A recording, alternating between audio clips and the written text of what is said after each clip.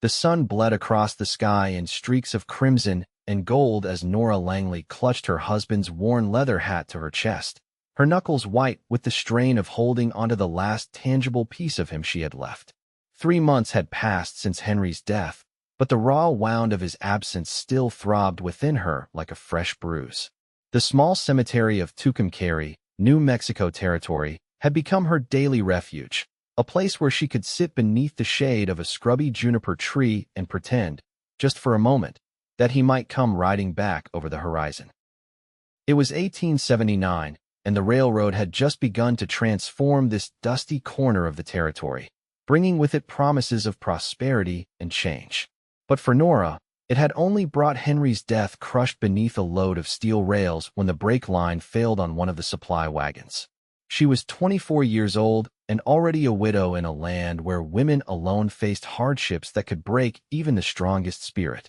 Their small ranch outside town, once the fulfillment of their shared dream, now loomed as an impossible burden. "Madam." The voice startled her from her grief-stricken reverie, and she looked up to see a tall figure silhouetted against the setting sun. As he stepped closer, his features became clearer, a weathered face beneath the brim of a dusty hat. Kind eyes creased at the corners from years squinting into desert sun. "I don't mean to intrude," he said, his voice gentle. "Just paying respects to my own." He gestured to a grave several plots away.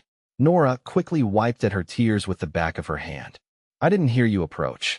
"Habit from years on the trail," he said with a small smile. "Name's Hank Keller." "Nora Langley," she replied, then glanced down at the hat in her hands. "I was just sitting with my husband." Hank's eyes followed her gaze to the hat, then to the simple wooden marker bearing Henry's name. Understanding crossed his features. "He'd be glad someone's here," he said softly. "Worst thing about dying is being forgotten." The simple truth of his words struck her, and fresh tears threatened to spill. "Thank you," she whispered. "How long?" he asked, removing his hat respectfully. 3 months. Railway accident." He nodded. "Lost my wife to fever 2 years back. It gets, not easier, but different." They fell into silence as the last light faded from the sky, two souls connected by loss in the growing darkness. "It's getting late, Mrs. Langley," Hank said finally. "Would you allow me to see you safely home?" Nora hesitated. She hadn't spoken more than necessary words to anyone since the funeral, but something about this stranger's quiet understanding tugged at her isolation. "Thank you, Mr. Keller," she said, rising slowly to her feet. "That would be kind." The walk back to town was mostly silent, but not uncomfortably so. When they reached the edge of Tucumcari, Nora pointed to the small path leading to her ranch. "It's just past that ridge, about half a mile." Hank frowned. "You're out at the old Miller place? Alone?" "It was ours," she said defensively. "Henry and I bought it last year." "That's rough country for anyone alone," he said, but there was no judgment in his voice, only concern. As they crested the ridge, the small ranch house came into view, bathed in moonlight. A single lantern burned in the window Nora had taken to leaving it lit when she ventured out, a beacon to guide her home in the darkness. "It's not much," she admitted, "but it's all I have left of our dream." Hank surveyed the property with an experienced eye. "Your stock?" "A few cattle, 2 horses. The neighbors have been helping some with the heavier work." They reached her door, and Nora suddenly felt awkward. It had been so long since she'd engaged in normal social courtesies. "Would you care for some coffee, Mr. Keller? It's the least I can offer for your kindness." He smiled. Coffee would be welcome. Inside, the cabin was neat but sparse. Nora busied herself with the stove while Hank stood awkwardly by the door, hat in hand. "Please sit," she said, gesturing to the small table. As she worked, she asked, "Are you passing through Tucumcari?" "For now," he replied. "I've been working cattle drives up from Texas, but I'm getting too old for that life. Thought I might look for something more permanent." "There's work here," she said. "The railroads brought changes." "I noticed." His tone had a strange edge that made her turn. He was staring at a photograph on the mantel, Henry in his Sunday best, his arm proudly around her shoulders. "That was our wedding day," she said softly. Hank nodded. "He looks like a good man." He was. She brought the coffee to the table. "The best man I ever knew." They sipped in silence for a moment before Hank spoke again. "Mrs. Langley, I don't mean to pry, but how do you aim to keep this place running? The directness of his question should have offended her, but instead, she found herself answering honestly. I don't know. The bank's been patient so far, but that won't last forever. I can handle some of the work, but not all of it. Everyone says I should sell, but this land was everything to Henry. And to you? She looked around the small cabin, remembering the plans they'd made, the future they'd imagined. It was our future. Now, I'm not sure what it is. Hank set down his cup. I could help, if you'd allow it. Just till you get on your feet. Nora stared at him, suspicious. Why would you do that? Because someone did the same for me once, he said simply. And because no one should face the hard times alone. Nora wanted to refuse, pride demanded it, but practicality won out. I can't pay much. Room in your barn and meals would do for now, he said. Once you're turning a profit, we can discuss wages. It was a generous offer, too generous from a stranger. Mr. Keller, people will talk. He smiled. Let them. I've never much cared for gossip. And so began their unlikely partnership. The next morning, Hank arrived at dawn with his few possessions slung over his horse's back. He set up a sparse living space in the barn and went to work immediately, mending fences that had fallen into disrepair and tending to the neglected cattle. Within days, the change in the ranch was visible. Hank seemed to possess endless energy and knowledge, always knowing exactly what needed attention most urgently.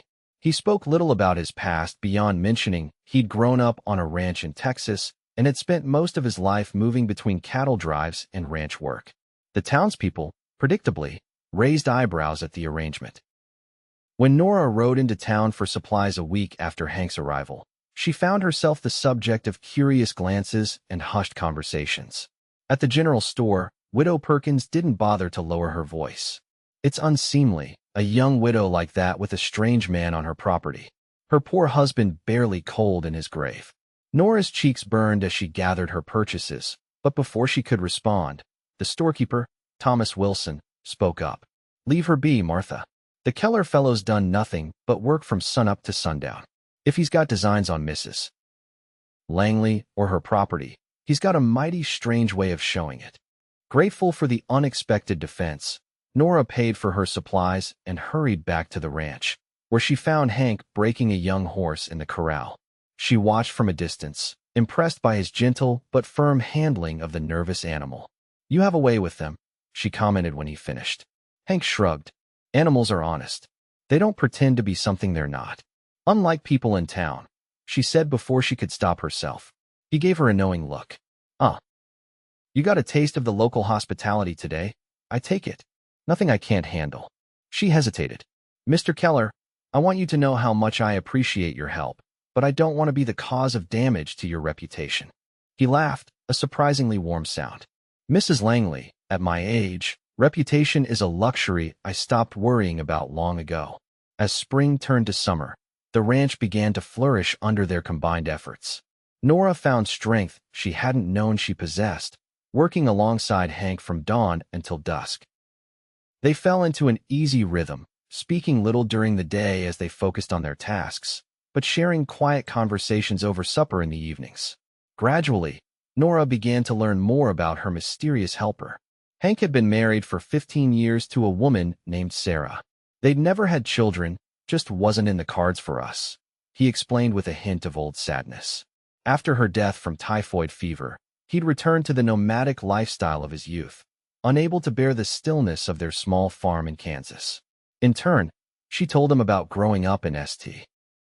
Louis, the daughter of a shopkeeper who had dreamed of something more than city life.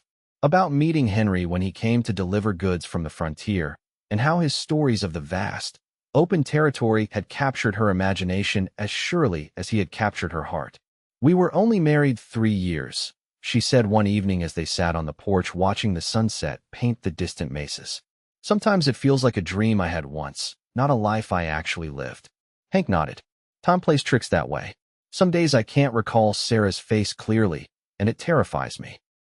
Other days, I turn expecting to see her standing there, as if no time has passed at all. The honesty of his admission touched her deeply. Does it ever stop hurting? No, he said gently. But you learn to carry it differently. Like a stone you've held so long, it's worn smooth in your palm. Summer brought with it the promise of a good year. The cattle were healthy, and the small vegetable garden Nora had planted thrived.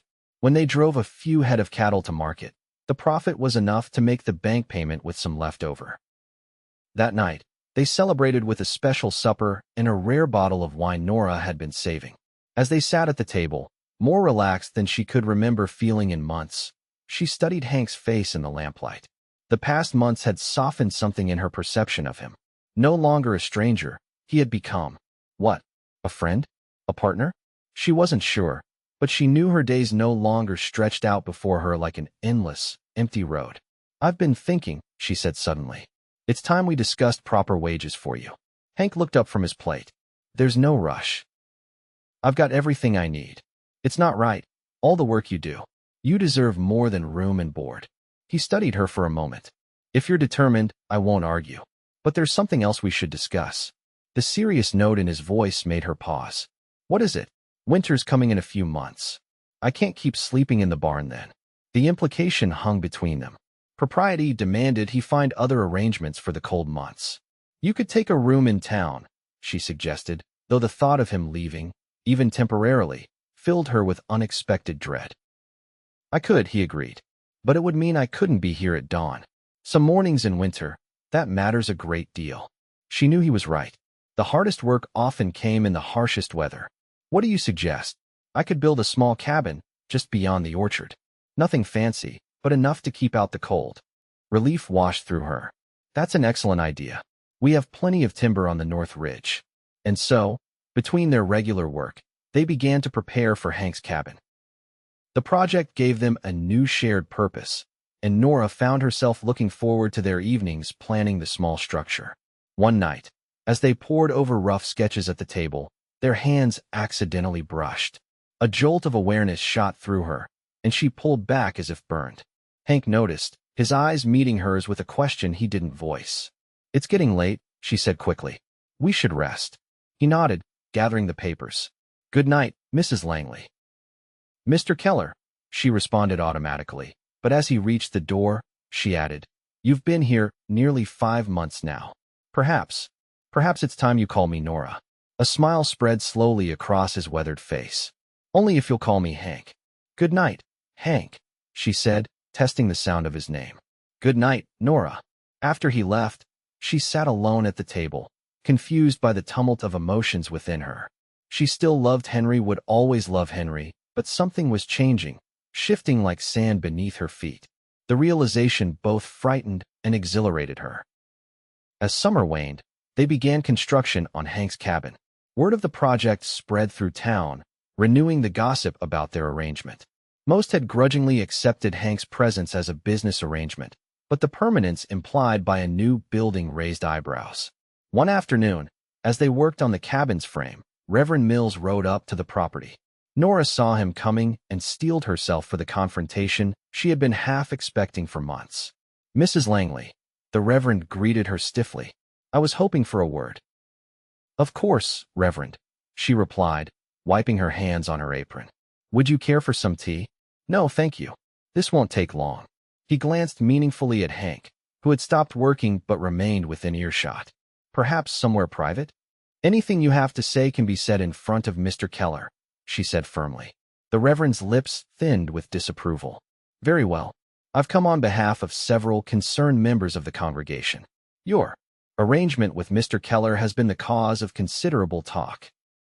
"We're aware," Hank said, moving to stand beside Nora. "Is there a point to this visit beyond delivering gossip?" Reverend Mills drew himself up.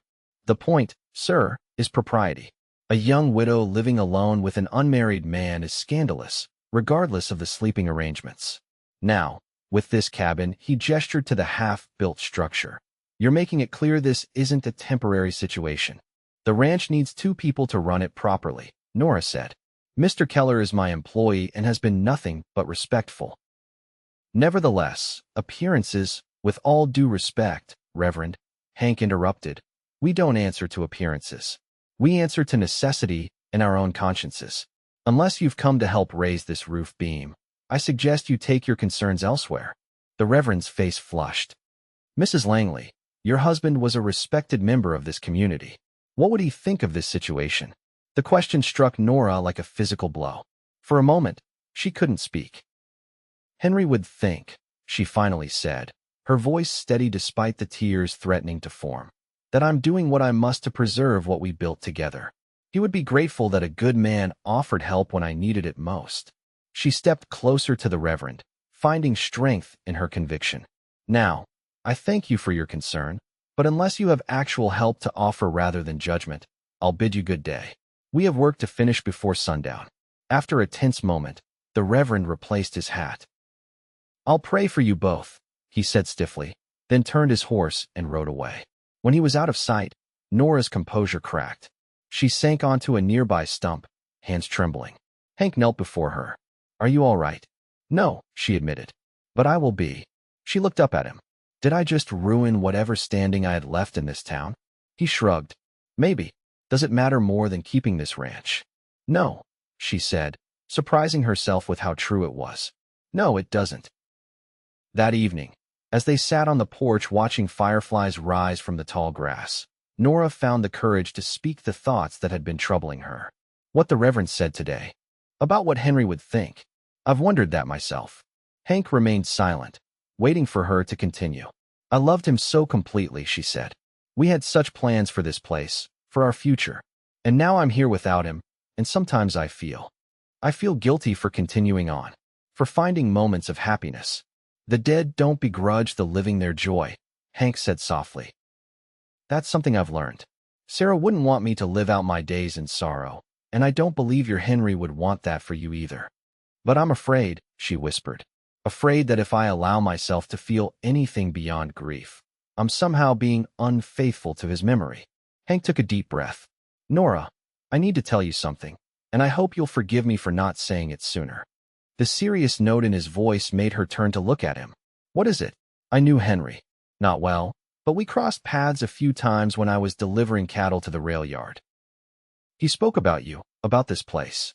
That's how I recognized your name at the cemetery." Nora stared at him, stunned. "You knew? All this time?" He nodded.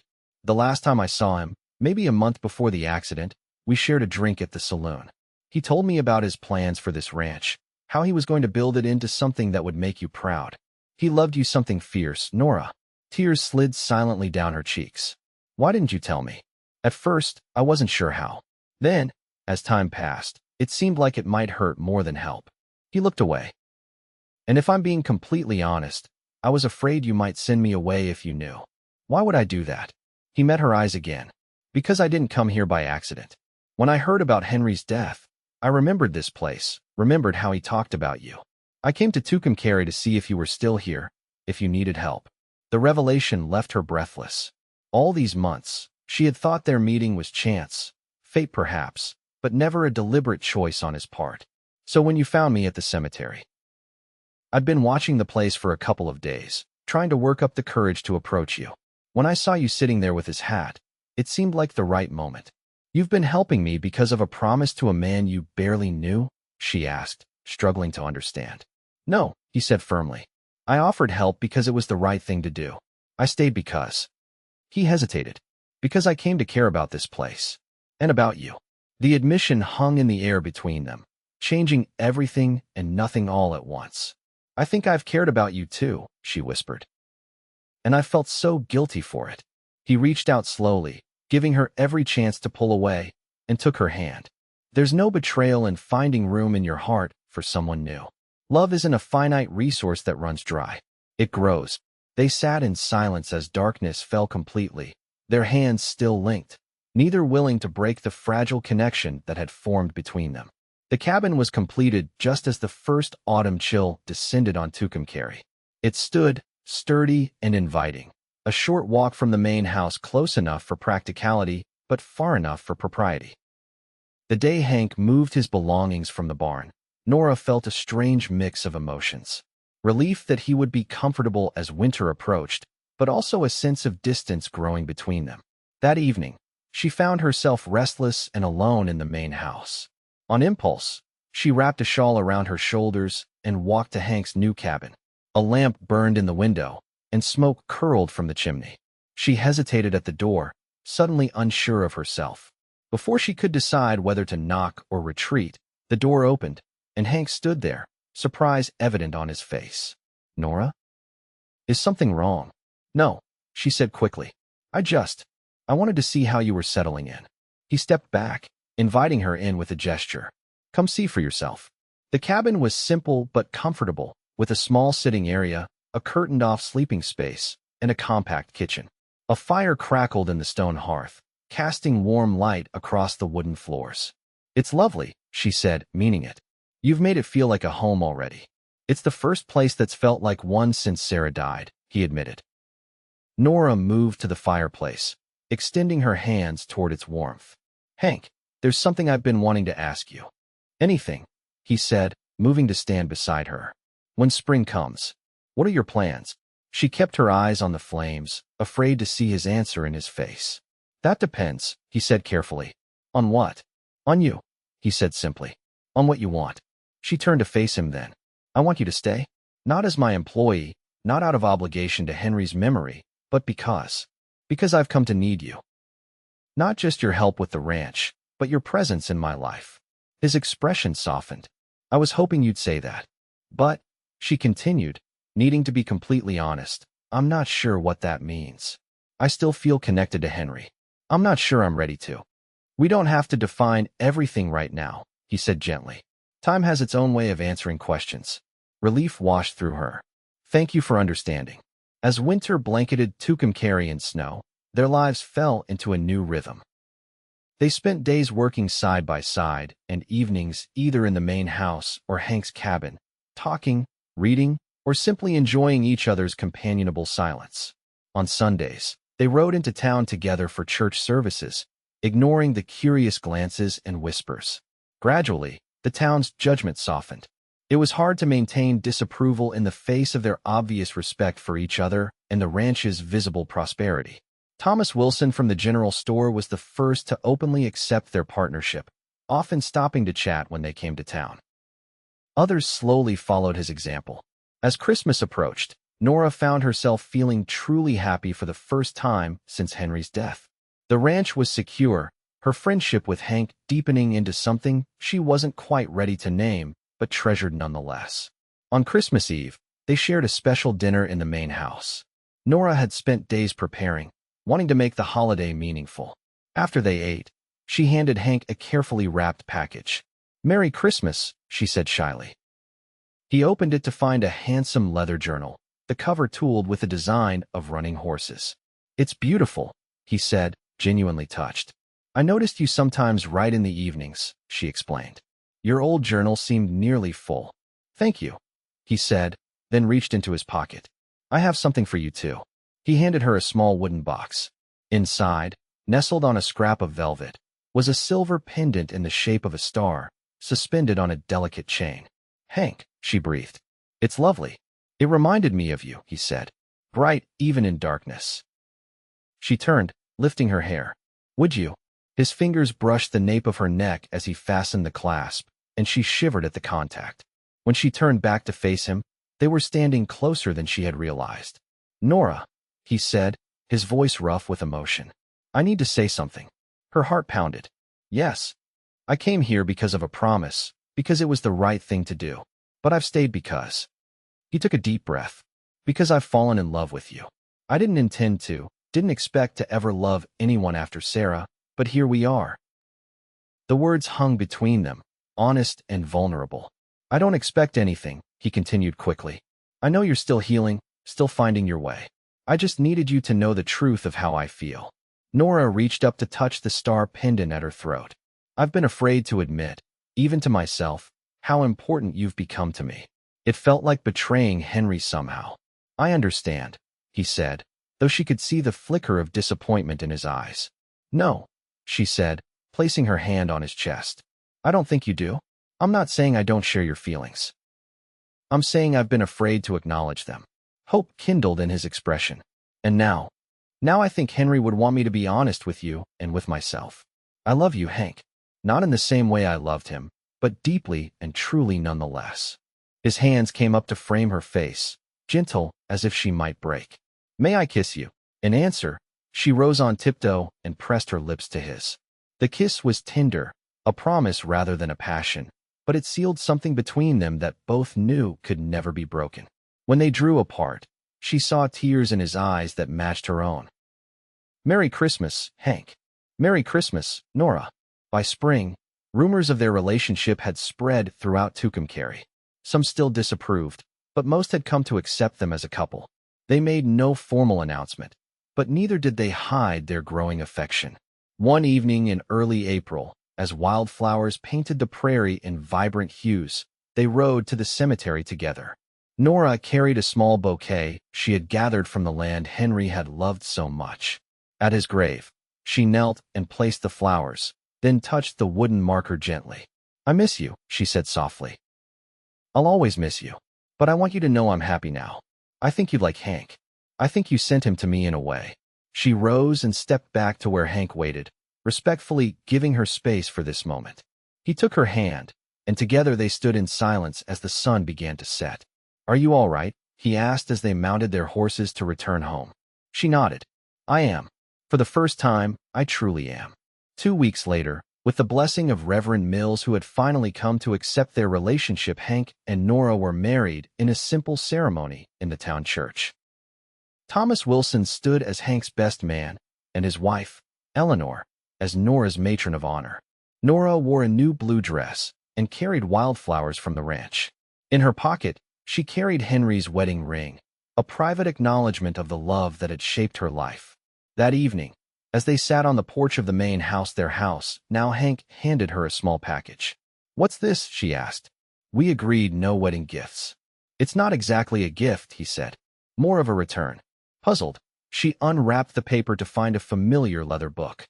"Henry's journal," she gasped. "Where did you find it?" "I thought it was lost in the accident." "It was among his things at the rail yard," Hank explained. "The foreman gave it to me when I went asking about him last year. I should have given it to you sooner, but it never seemed like the right time." Hands trembling, she opened the journal. The last entry was dated just days before Henry's death. She read silently, tears filling her eyes. "What does it say?" Hank asked gently. "He writes about his hopes for our future here, about how much he loved this land and me." She looked up. "And he mentions you." "Me?" She nodded. "He writes about meeting that Keller fellow again, and how you seem to understand ranching in a way most men don't. He says he hopes to convince you to stop by when you're next in Tucumcari." A sad smile touched her lips. "He got his wish, in a way." Hank took her hand. "I like to think he'd approve, that he'd be glad you weren't left to face life alone." "I know he would," she said with certainty. "He'd be glad someone was here." They sat together as darkness fell, the future stretching before them like the vast New Mexico sky, full of possibilities, challenges, and promise. The ranch would grow, perhaps with children someday to inherit their shared legacy. There would be hard times ahead, as there always were in this unforgiving land, but they would face them together. In the soft glow of twilight, Nora looked at the man beside her, not the man she had expected to love, but the one she had found nonetheless. Like the star pendant she now wore daily, their love had emerged bright against the darkness of loss, a testament to the resilience of the human heart and its capacity to begin anew. And somewhere, she liked to think, Henry was smiling.